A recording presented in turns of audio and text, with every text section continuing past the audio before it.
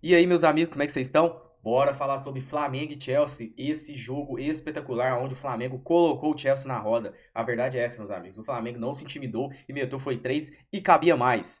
Vamos falar sobre esse jogo, mas antes, não se esqueça, se inscreva no canal, ative o sininho, compartilhe com os amigos e bora lá. Meus amigos, o Flamengo enfrentou o Chelsea, tinha uma tensão sobre esse jogo. Mesmo com a vitória do Botafogo contra o PSG, ficou aquela coisa. E aí? Falta só o Flamengo. O Palmeiras fez a parte dele. É, o Fluminense fez lá no empate, mas muito provavelmente vai ganhar, né? Vai ganhar o jogo contra o time sul-coreano. E o Flamengo vai conseguir vai vencer o Chelsea, até porque o Chelsea é o time da Premier League, a principal liga nacional do mundo, um tanto diferente. Beleza, ficou aquela coisa. Mas o Flamengo, meus amigos, não te intimidou, não. Os primeiros 5 minutos do Flamengo foi muito, muito bom mesmo. Na verdade, os primeiros 10, como eu sempre venho falando aqui nos vídeos, né? Os primeiros 10 minutos, o Flamengo se comportou perfeito. O Flamengo foi pra cima, foi o primeiro a dar chute a gol, foi o primeiro a adentrar a área do adversário, entre os dois ali, e o Flamengo não ficou com medo, não. Porém, aos 3 minutos, meus amigos, Pedro Neto abriu o placar para o Chelsea.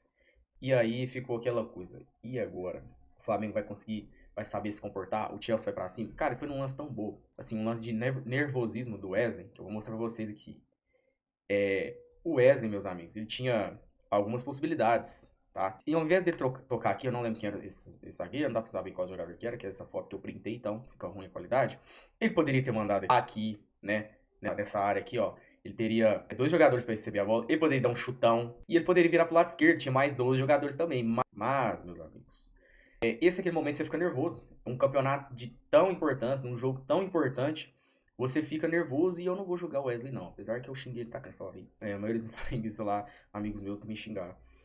Mas acontece, é um jogo que você tá nervoso, um jogo de muita importância. E isso lembra muito aquele lance do Andrés Pereira na final contra o Palmeiras da Libertadores, né? Ele dá uma vacilada mais ou menos desse jeito e aí já era. Foi praticamente a mesma coisa, aí ficou aquela coisa. E aí, o Flamengo agora vai se comportar como? O Chelsea vai crescer, o Flamengo vai andar pra trás, e aí ficou aquela coisa. O que aconteceu foi o seguinte, o Flamengo sentiu um pouco esse gol, mas ele continuou tentando ter aquele controle do jogo e da bola. O que tava me irritando no Flamengo, e eu vi alguns amigos flamenguistas também, é que o Flamengo parece que tava uma preguiça, sabe? Ou com medo, porque você tinha acabado de assistir um jogo do Botafogo e você pensa, o Flamengo vai arregaçar esses caras, mesmo que não for pra ganhar, mas vai brigar. E os caras não estavam brigando pela bola, não tava indo aquela. Não, o Botafogo ia, aquela ânsia de vencer, de liquidar isso. E isso me incomodou bastante no primeiro tempo, sabe? Me incomodou bastante.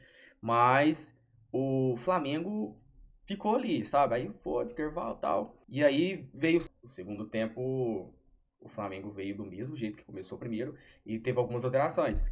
Entrando o Bruno Henrique e o Danilo aos 62, o Bruno Henrique e o Danilo aos 65, tá? E aí teve uma postura totalmente diferente. O Flamengo começou a ir pra cima e, pra vocês terem uma ideia, o Flamengo no segundo tempo criou mais chances do que o Chelsea. Criou 5 grandes chances, enquanto o Chelsea criou 3 e chutou mais também, tá? No segundo tempo o Flamengo deu 8 chutes e o Chelsea 6. E por incrível que pareça, no segundo tempo o Chelsea teve mais posse de bola, 61%, enquanto no primeiro tempo foi 63% do Flamengo, mas o Chelsea ainda teve mais posse de bola, mas o Flamengo começou a ser mais incisivo, que é isso que eu tô falando, de ir pra cima, de ter aquela vontade.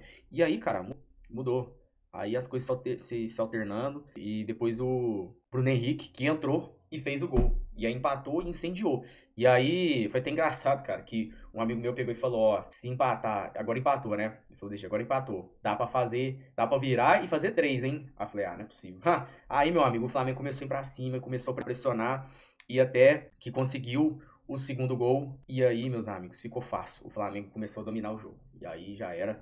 O Flamengo, mais pro final, fez o terceiro ali e liquidou, cara. Liquidou e poderia ter feito o quarto, tá? Então, assim, no geral, o Flamengo foi dominante na questão de efetividade. O Flamengo dominou. O Palmer não andou em campo. O Palmer não fez nada. Sou muito tio que muito provavelmente é vascaíno, ou sei lá, algum outro time lá do Rio de Janeiro que pediu pra ele fazer o gol, né? Ô, vai lá, sobrinho, faz um gol no Flamengo. Não conseguiu, filho. Não conseguiu. Você tá fora. O Flamengo jogou muita bola.